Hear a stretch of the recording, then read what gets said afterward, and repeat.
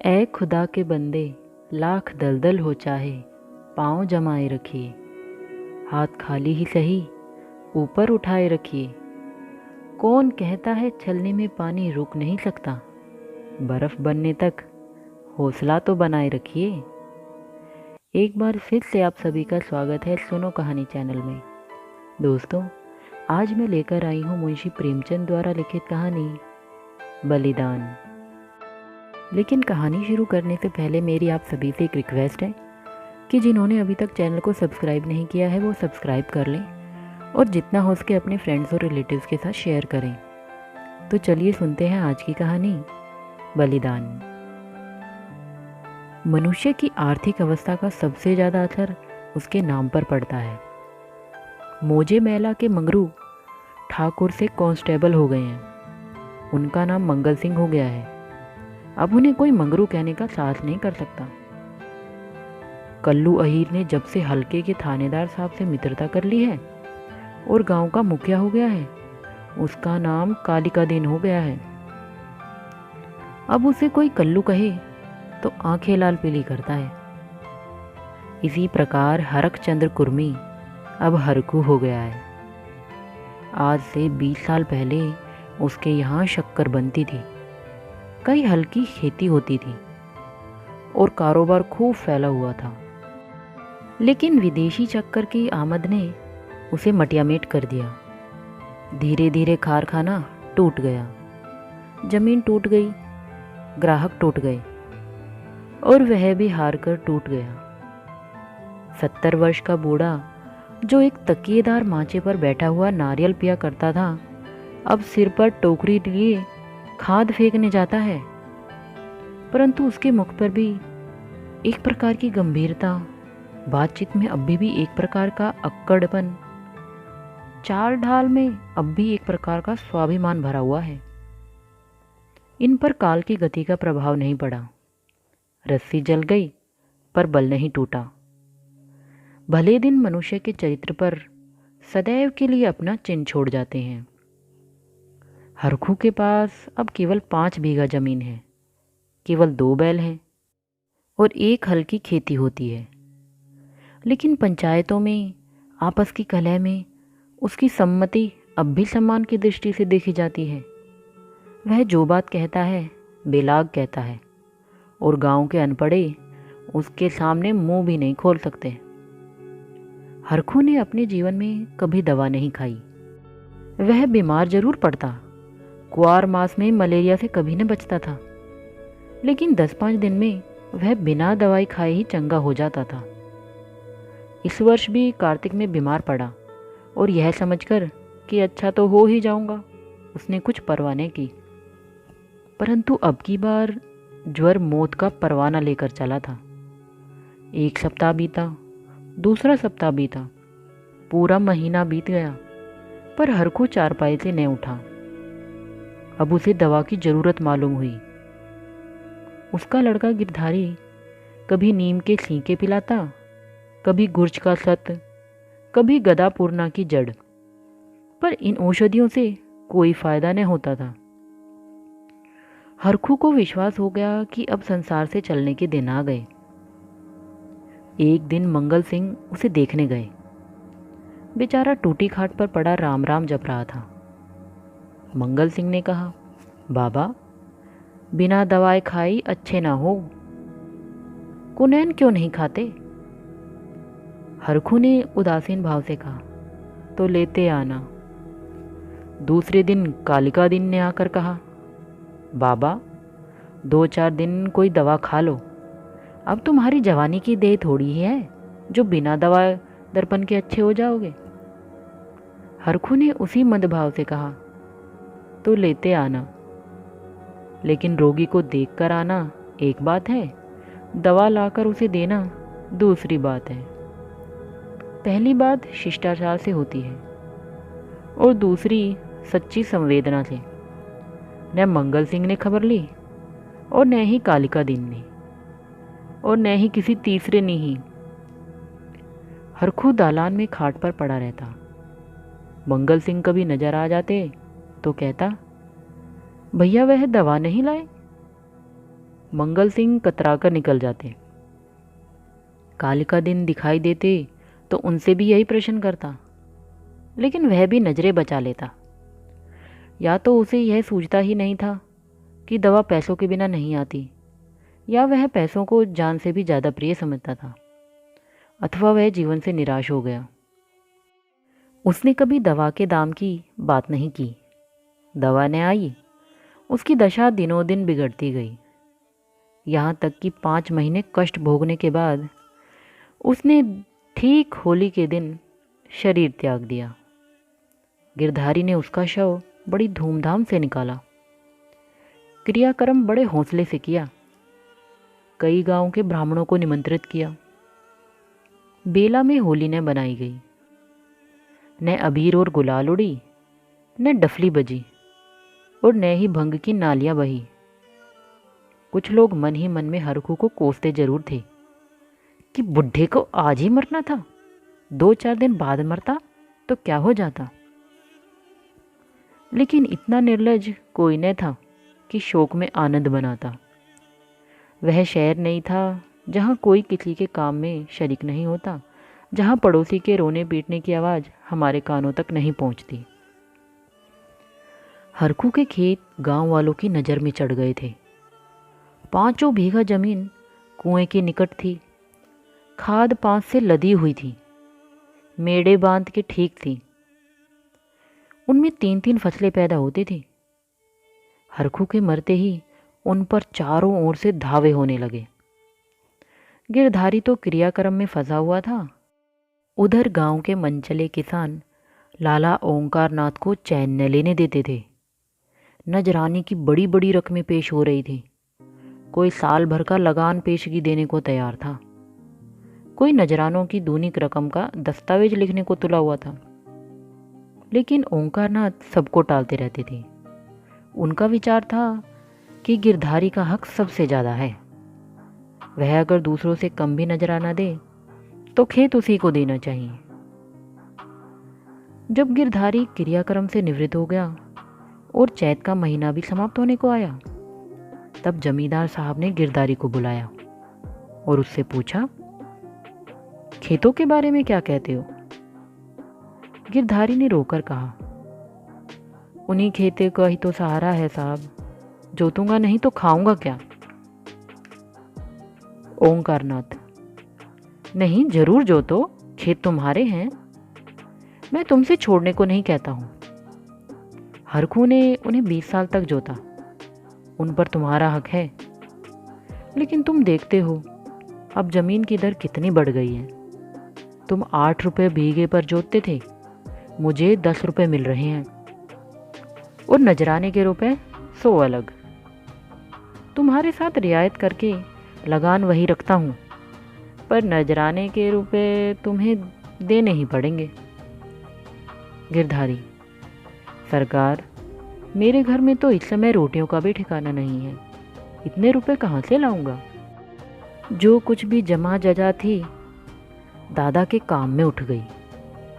अनाज खलियान में है, लेकिन दादा के बीमार हो जाने से उपज भी अच्छी नहीं हुई है, रुपये कहाँ से लाऊं?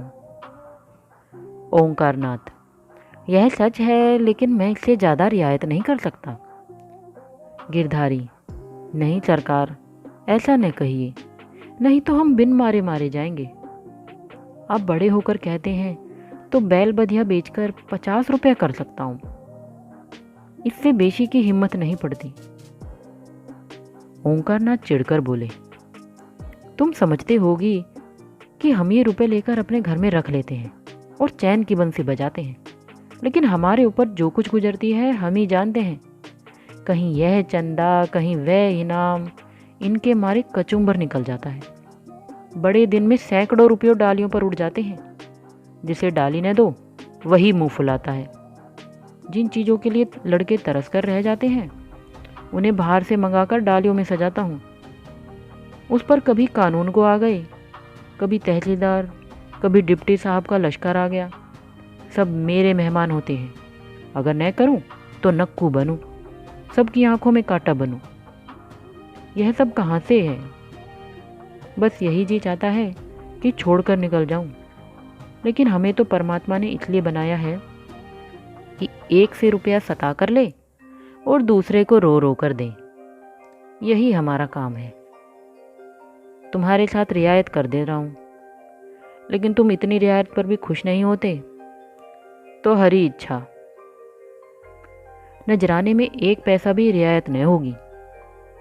अगर इस हफ्ते के अंदर रुपए दाखिल करोगे तो खेत जोतने पाओगे, नहीं तो नहीं। मैं कोई दूसरा प्रबंध कर दूंगा। गिरधारी उदास और निराश होकर घर आया। 100 रुपए का प्रबंध उसके काबू के बाहर था। सोचने लगा, अगर दोनों बैल बेच दूं तो खेत ही लेकर क्या करूंगा। घर बेचूं तो यहाँ लेने वाला ही कौन है, और फिर बाप दादा का नाम डूबता है। 4-5 पेड़ हैं, लेकिन उन्हें बेचकर 25 रुपए या 30 रुपए से अधिक न मिलेंगे। उधार लूं तो देता कौन है। अभी बनिए के 50 रुपए सिर पर चढ़े हैं, वह एक पैसा भी न देगा। घर में गहने भी तो नहीं है, नहीं तो उन्हीं को बेचता। ले देकर एक हंसली बनवाई थी, वह भी बनिए के घर पड़ी हुई है। साल भर हो गया, छुड़ाने की नौबत न आई। गिरधारी और उसकी स्त्री सुभागी दोनों ही इसी चिंता में पड़े रहते हैं, लेकिन कोई उपाय न सूझता था। गिरधारी को खाना पीना अच्छा नहीं लगता, रात को नींद न आती। खेतों के निकलने का ध्यान आते ही उसके हृदय में होंक सी उठने लगती। हाय वह भूमि जिसे हमने वर्षों जोता, जिसे खाद में पाटा, जिसमें मेड़े रखी, जिसकी मेड़े बनाई, उसका मजा अब दूसरा उठाएगा।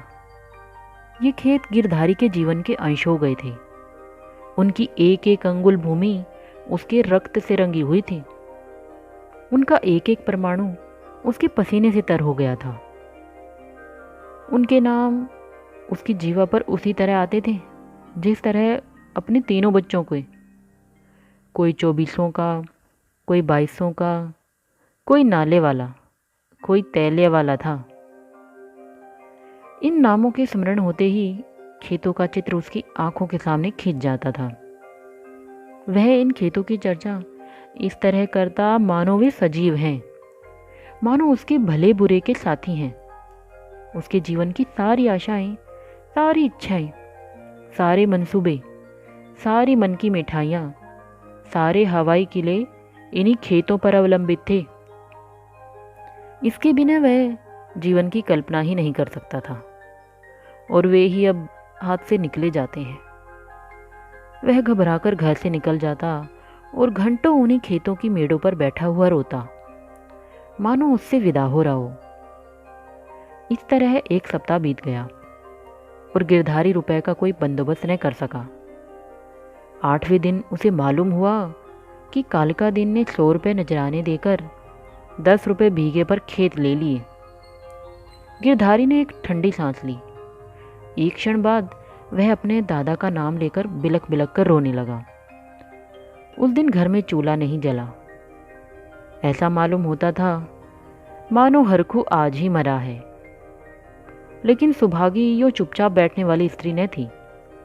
वह क्रोध से भरी हुई कालिका दीन के घर गई और उसकी स्त्री को खूब लथेड़ा। कल का बानी आज का सेठ खेत जोतने चले हैं, देखे कौन मेरे खेत में हल ले जाता है। अपना और उसका लहू एक कर दूं। पड़ोसियों ने उसका पक्ष लिया। सब तो है, आपस में यह चढ़ा उतरी नहीं करनी चाहिए। नारायण ने धन दिया तो क्या गरीबों को कुचलते फिरोगे। सुभागी ने समझा मैंने मैदान मार लिया। उसका चित्त शांत हो गया। किंतु वही वायु जो पानी में लहरें पैदा करती है, वृक्षों की जड़ों को उखाड़ लाती है। सुभागी तो पड़ोसियों की पंचायत में अपने दुखड़े रोती और कालिका दीन की स्त्री से छेड़ लड़ती। इधर गिरधारी अपने द्वार पर बैठा हुआ सोचता, अब मेरा क्या होगा, अब यह जीवन कैसे कटेगा, ये लड़के किसके द्वार पर जाएंगे। मजदूरी का विचार करते ही उसका हृदय व्याकुल हो जाता। इतने दिनों तक स्वाधीनता और सम्मान का सुख भोगने के बाद अधम चाकरी की शरण लेने के बदले वह मर जाना अच्छा समझता था। वह अब ग्रस्त था। उसकी गणना गांव के भले आदमियों में थी। उसे गांव के मामले में बोलने का अधिकार था। उसके घर में धन्य था, पर मान था। नाई, बढ़ई, कुम्हार, पुरोहित, भाट, चौकीदार, ये सब के सब उसका मुंह ताकते थे। अब यह मर्यादा कहाँ? अब कौन उसकी बात पूछेगा? कौन उसके द्वार पर आवेगा? अब उसे किसी के बराबर बैठने का, किसी के बीच बोलने का हक नहीं रहा। अब उसे पेट के लिए दूसरों की गुलामी करनी पड़ेगी। अब पहर रात रहे कौन बैलों को नाद में लगावेगा? वह दिन अब कहाँ जब गीत गाकर हल चलाता था, अपने लहलहाते हुए खेतों को देखकर फूलने समाता था, खलियान में अनाज का ढेर सामने रखे अपने को राजा समझता था। अब अनाज के टोकरे भर भर कौन लावेगा? अब खत्ते कहाँ, बखार कहाँ? यही सोचते सोचते गिरधारी की आंखों से आंसू की झड़ी लग जाती थी। गांव के दो चार सज्जन जो कालिका दिन से जलते थे, कभी कभी गिरधारी को तसल्ली देने आया करते थे, पर वह उनसे भी खुलकर न बोलता। उसे मालूम होता था कि मैं सबकी नज़र में गिर गया हूँ। अगर कोई समझाता कि तुमने क्रियाक्रम में व्यर्थ इतने रुपए उड़ा दिए, तो उसे बहुत दुख होता था। वह अपने उस काम पर जरा भी न पछता था। मेरे भाग्य में जो लिखा है वह होगा, पर दादा के ऋण से उऋण हो गया। उन्होंने अपनी जिंदगी में 4 बार खिलाकर खाया है। क्या मरने के पीछे उन्हें पिंडे पानी को तरसा था? इस प्रकार 3 मास बीत गए और आषाढ़ आ पहुंचा। आकाश में घटाएं आई, पानी गिरा। किसान हल जुएं ठीक करने लगे। बड़े ही हलों की मरम्मत करने लगा। गिरधारी पागल की तरह कभी घर के भीतर जाता, कभी बाहर जाता, अपने हलों को निकाल निकाल कर देखता। उसकी मुट्ठियां टूट गई हैं, इसकी फाल ढीली हो गई है, जुए में सैला नहीं है। यह देखते देखते वह एक क्षण अपने को भूल गया। दौड़ा हुआ बढ़ई के यहाँ गया और बोला, रज्जू, मेरे हल भी बिगड़े हुए हैं, चलो बना दो। रज्जू ने उसकी ओर करुणा भाव से देखा और अपना काम करने लगा। गिरधारी को होश आ गया। नींद से चौंक पड़ा। गलानी से उसका सिर झुक गया, आंखें भर आई और चुपचाप घर चला आया। गांव के चारों ओर हलचल मची हुई थी। कोई सन के बीज खोजता फिरता था, कोई जमींदार के चौपाल से धान के बीज लिए आता था। कहीं सलाह होती थी किस खेत में क्या बोना चाहिए, कहीं चर्चा होती थी कि पानी बहुत बरस गया, 2-4 दिन ठहर कर बोना चाहिए। गिरधारी ये बातें सुनता और जलहीन मछली की तरह तड़पता था। एक दिन संध्या समय गिरधारी खड़ा अपने बैलों को खुजला रहा था कि मंगल सिंह आए और इधर उधर की बातें करके बोले, गोई को बांधकर कब तक खिलाओगे?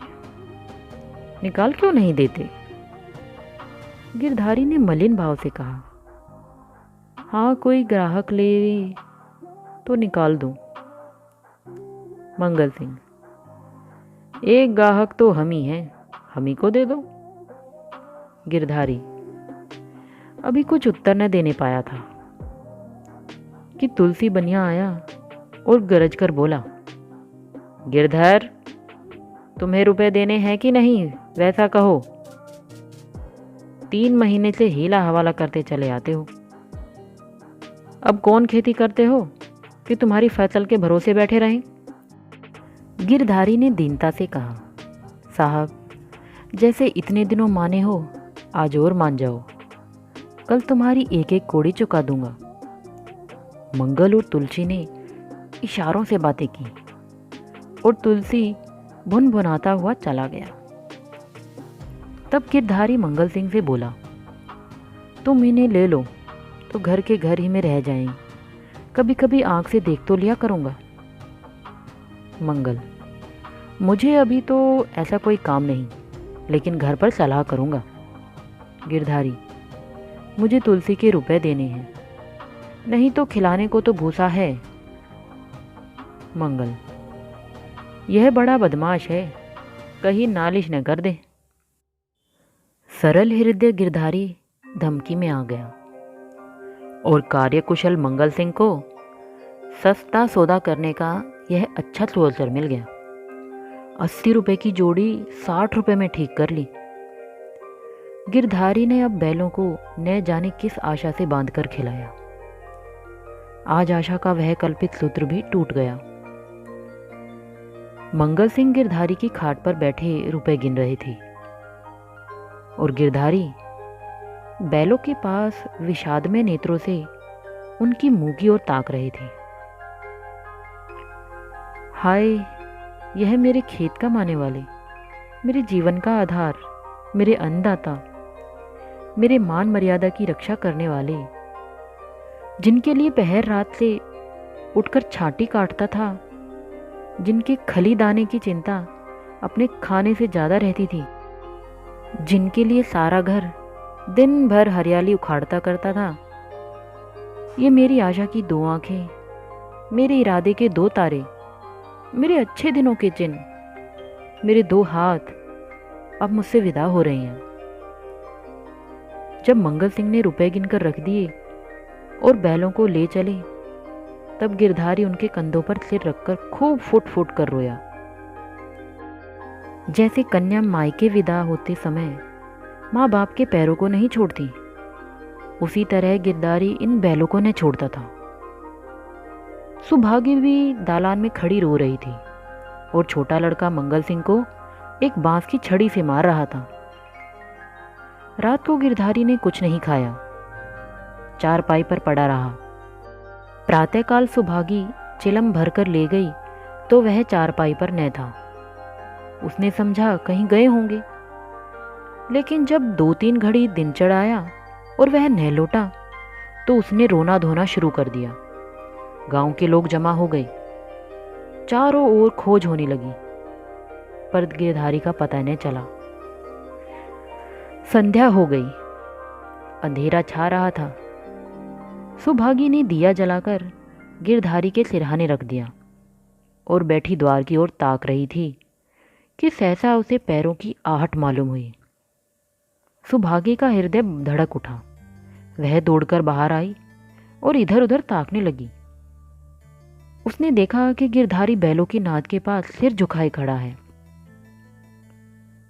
सुभागी बोल उठी, घर आओ, वहां खड़े क्या कर रहे हो? आज सारे दिन कहाँ रहे? यह कहते हुए वह गिरधारी की ओर चली। गिरधारी ने कुछ उत्तर न दिया। वह पीछे हटने लगा और थोड़ी दूर जाकर गायब हो गया। सुभागी चिल्लाई और मूर्छित होकर गिर पड़ी। दूसरे दिन कालिका दिन हल लेकर अपने खेत पर पहुंचे। अभी कुछ अंधेरा था। बैलों को हल में लगा रहे थे कि अचानक उन्होंने देखा कि गिरधारी खेत की मेड़ पर खड़ा है। वही मिर्जई, वही पगड़ी, वही सोटा। कालिका दिन ने कहा, अरे गिरधारी, मर्दे आदमी, तुम यहां खड़े हो? और बेचारी सुभागी हैरान हो रही है, कहां से आ रहे हो? यह कहते हुए बैलों को छोड़कर गिरधारी की ओर चले। गिरधारी पीछे हटने लगा और पीछे वाले कुएं में कूद पड़ा। कालिका दिन ने चीख मारी और हल बैल वहीं छोड़कर भागा। सारे गांव में शोर मच गया और लोग नाना प्रकार की कल्पनाएं करने लगे। कालिका दिन को गिरधारी वाले खेतों में जाने की हिम्मत न पड़ी। गिरधारी को गायब हुए 6 महीने बीत चुके हैं। उसका बड़ा लड़का अब ईंट के भट्टे पर काम करता है और 20 रुपए महीने घर लाता है। अब वह कमीज और अंग्रेजी जूता पहनता है। घर में दोनों जोन तरकारी बनती है और अब जौ के बदले गेहूं खाया जाता है। लेकिन गांव में उसका कुछ भी आदर नहीं। यह अब मजदूर है। सुभागी अब पराए गांव में आए हुए आवारा पशुओं की भांति दुबकती फिरती है। वह अब पंचायत में नहीं बैठती, वह अब मजूर की माँ है। इधर कालिका दीन ने गिरधारी के खेतों से इस्तीफा दे दिया है, क्योंकि गिरधारी अभी तक अपने खेतों के चारों तरफ मंडराया करता है। अंधेरा होते ही वह मेड़ पर आकर बैठ जाता है और कभी कभी रात को उधर से रोने की भी आवाज़ सुनाई देती है। वह किसी से बोलता नहीं, किसी को छेड़ता नहीं। उसको केवल अपने खेतों को देखकर संतोष होता है। दिया जलने के बाद उधर का रास्ता बंद हो जाता है। लाला ओंकारनाथ बहुत चाहते हैं कि ये खेत उठ जाएं, लेकिन गांव के लोग अब उन खेतों का नाम लेते भी डरते हैं। तो दोस्तों, इसके साथ ही आज की कहानी यहीं समाप्त होती है। आपको आज की कहानी कैसी लगी, इसे कमेंट करके ज़रूर बताएं। तो चलिए मिलते हैं एक नई वीडियो में एक नई कहानी के साथ। तब तक के लिए गुड बाय।